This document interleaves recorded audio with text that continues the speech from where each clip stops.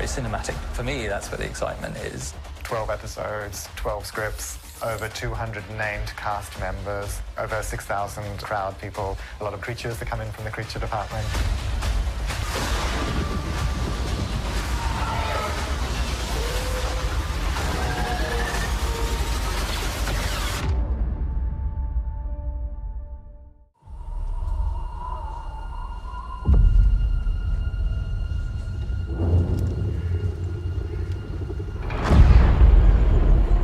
I don't think we ever started that way around.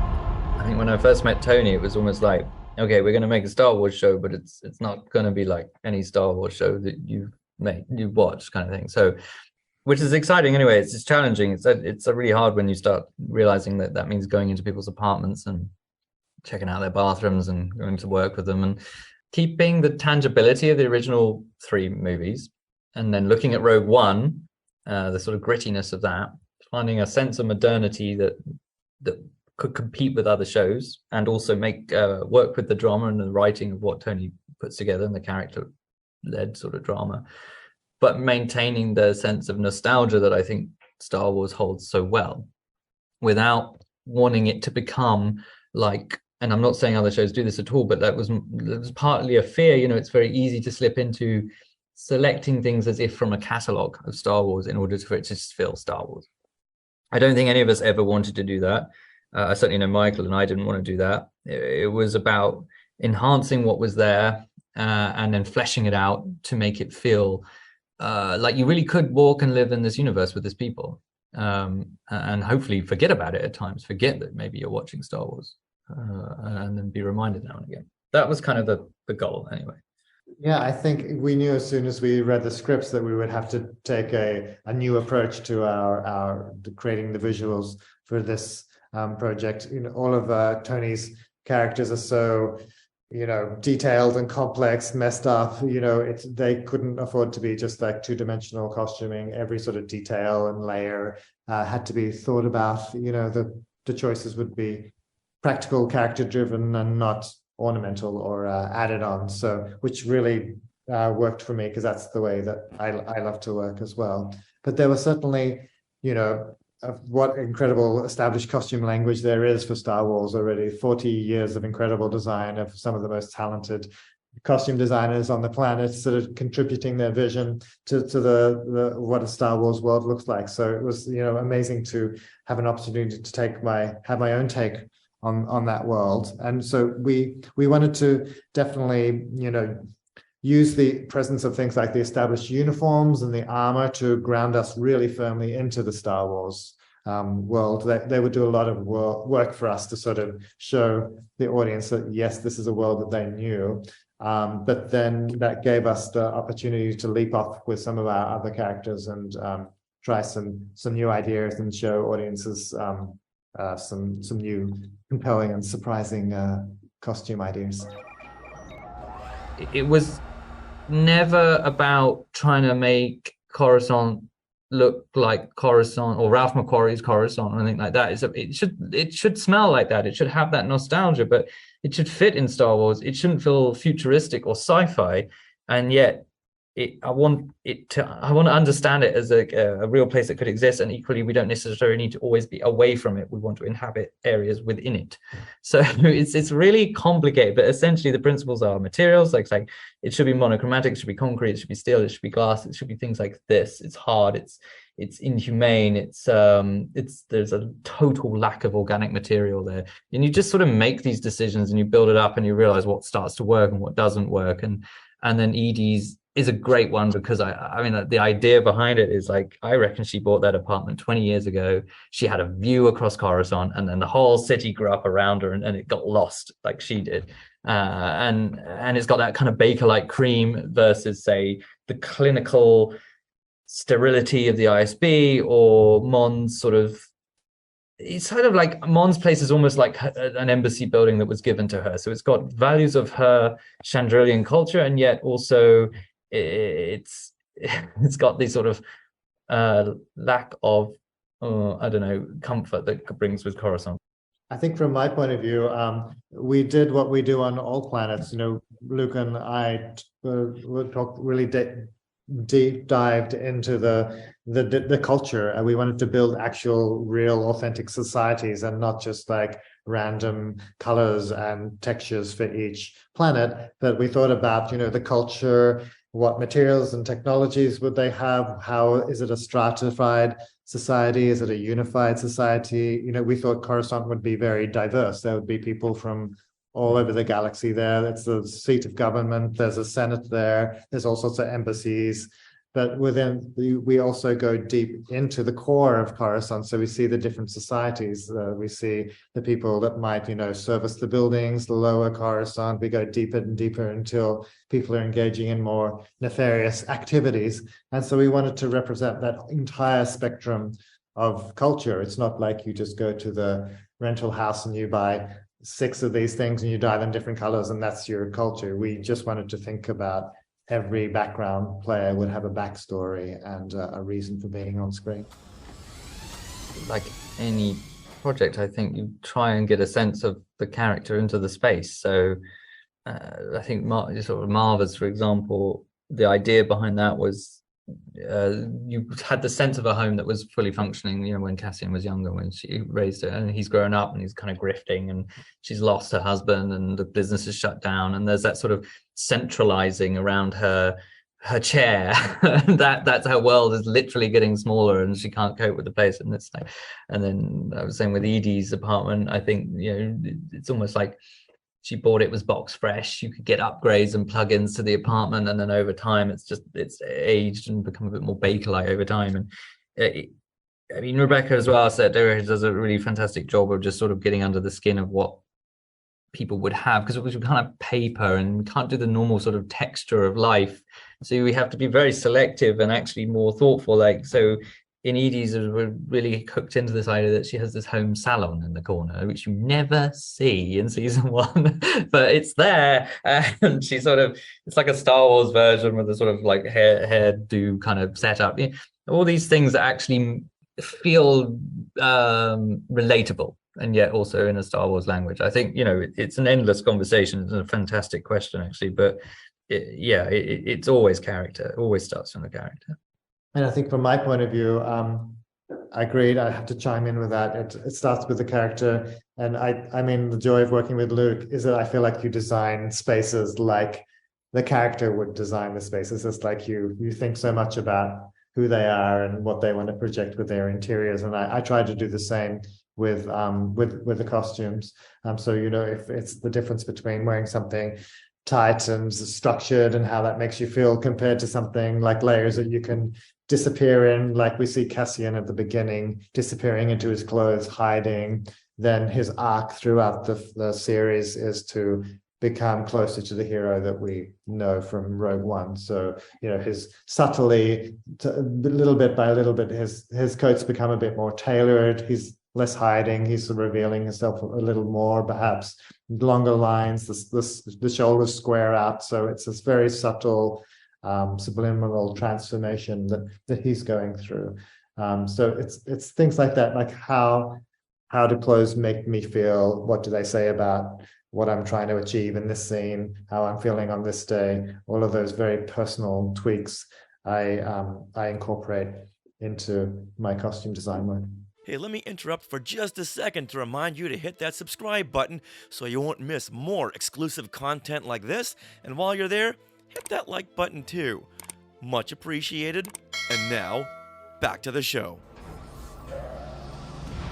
Every artifact in there, the whole collection needed to work together to tell a story of lost culture and interesting artifacts from across the galaxy, of which some things are there that we can recognize from previous movies or shows or whatever. So I think that's more the approach. It's like never are we led by that. It's more about just things that would be that enrich that environment on that level should be there. Have you modified your uniform? Perhaps slightly. Pockets piping and some light tailoring. I'm really glad you picked up on the Primo uniforms because I really enjoyed creating them. Usually uniforms are like that, exactly that. They're uniform and everyone looks the same in them. But with Preox, I wanted to explore that, even within a uniform, people find ways of expressing themselves. And so we have the schlumpy guys that are working out in the bullpen, those jaded office workers that are just like not at all engaged, and they are, we sort of enzyme washed their costumes so they were faded out and not ironed and no pride in their appearance. At the other end of the spectrum, you have Cyril, who tailors, he makes his costumes, he makes small tweaks of them, personalizes them so that they're more expressive of what he wants to project and who he wants to be. So he's got this very fastidious approach to costuming. So we made his costume subtly more, more rigid, more sculpted, freshly pressed, a slightly brighter color. So even within this world of uniforms, we're hopefully able to do a bit of storytelling about the different people in the scene. I guess the short answer is the process is the same with every project, whatever it is. The similarities between doing a project like Chernobyl and a Star Wars project generally, I think, is that there's a lot of research. It's almost like researching a period or an event. There's a lot. I mean, there's an endless amount in Star Wars. It's a life of its own. It really is. It's like, so you want to distill that, but you don't want to get lost in it. In the same way with Chernobyl, you want to distill a mood without getting lost in being documentarian completely. So, I mean, Chernobyl's, although fantastically rewarding, incredibly hard, but the difference there was, I guess we had 5 very fleshed out scripts. When we started Star Wars, Tony was taking it on at the same time I just started, so we were literally building it at the same time as he was writing. But still, I think, yeah, it's the same principle. So it's about, it's about character and environment and storytelling, and then it's about mood and tone. And so with Chernobyl, it was like you could tell the story 1,000 different ways, but it has to have a tone, otherwise, you can make a documentary, but we're making drama. And the same with this. It's like we wanted this to have an almost or journalistic logic. So you approach it like you're dealing with building up every character's reality, and yet at the same time we're making obviously fiction, obviously a drama. So in that sense, I don't think there's any difference.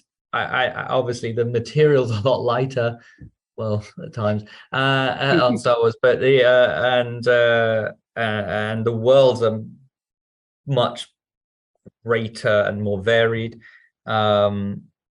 It both were rabbit holes, to be honest, from a design point of view. And I think the biggest thing they have in common is that I never felt like you only ever run out of time. I could layer these sets for much longer. I could create, I'd love to go further, but you run out of time and you have to shoot them at some point. So I don't know. It's actually been hugely enjoyable to work on or play in the sandpit of Star Wars, because it's not something I expected to do. Certainly not something I expect to do next.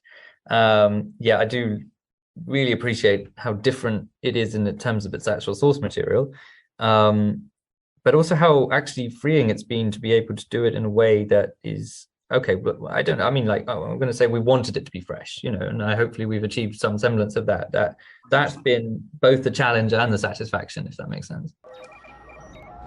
Yeah, interesting question. I think for me, because we were kind of leaning heavily into the DNA of the look of the Star Wars established costume language, it's actually quite an analog costume, approach. Well, it's a mixture, in fact. Like there is things that would have been groundbreaking in 1977, as far as the costumes go, that seem not so groundbreaking now. But we kind of liked to have that as a starting point. We we had a similar approach with this one. There were lots of handmade, like old school analog created costumes, but we also have a fantastic costume props department that is using new technologies, new materials to create mostly armored elements or small sculpted elements that you see on costuming. There's lots of 3D printing that happens, scanning of things and then adapting things. We're constantly trying new urethanes and different materials that might make more comfortable armor. We made a lot of the problem with the original Stormtroopers is that they changed color over time. The white of the originals turned yellow over the years. And it was also quite rigid and difficult to do certain stunt-like moves in. So yeah, we explored some new materials to make our Stormtroopers that would stay white forever and that would be comfortable for our stunt people to wear. So yeah, it's a very beautiful and organic mixture of analog and new costume making techniques. So fully agree with that. I'd say we're not back to basics. No, we're not doing anything groundbreaking in the art department here, but I think just it was an active choice not to use the volume. It doesn't suit our goal. It certainly doesn't suit Tony's writing. So the idea is to be on the ground and moving around with the characters as much as possible, not creating sort of spaces for scenes to happen in, if that makes sense. So actually, it's just something that actually can do more with a long episodic drama like this or multi-episodic drama. You build just bigger sets that you can just connect them up. I mean, it's sort of I think Ferrix was comprised of almost 30 sets. They're all largely out on the back lot as one large composite set, so you could literally walk down North Street, round onto the main street, down there, round to Marvers, into Marvers. That process was, although complex, was very enjoyable. And I suppose the most sort of modern part of that is that, like with any of the sets, I would usually just start by designing the whole thing. So design the city, design the prison in full, design, and then start to break it down and what we want to use, what bits we want to build. At least then we understand the full geography. We understand our rules. And I think that filters through, even if you don't see it all, it doesn't hopefully jar at any point. So I mean, and then a huge element of that is that, if you're going to go that step, we sort of model everything. It was actually, that was another thing we did on Chernobyl. We built the whole power plant and sort of worked out what we actually needed to physically make. And built it in 3D, should I say, not and likewise with Ferrix, and then we can kind of previs from that. So a director, when we got many directors, can start to actually plan, because the set's not going to be standing there for them to plan on. There's not really, we don't follow a pipeline like they do over on Manhattan Beach for the volume shows at all. We don't have that aspect. We're much more, I suppose, analog is kind of, then that feeds into what we wanted to achieve. We wanted it to feel a little bit like the original movies, in the sense that it was tangible, more like that. Hey, look at those names to the left. They are part of the Skywalking Force, our Patreon. Become a producer yourself and check out all the Disney Plus themed bonus content available depending on the level you subscribe. Become a member of the elite Skywalking Force at skywalkingforce.com.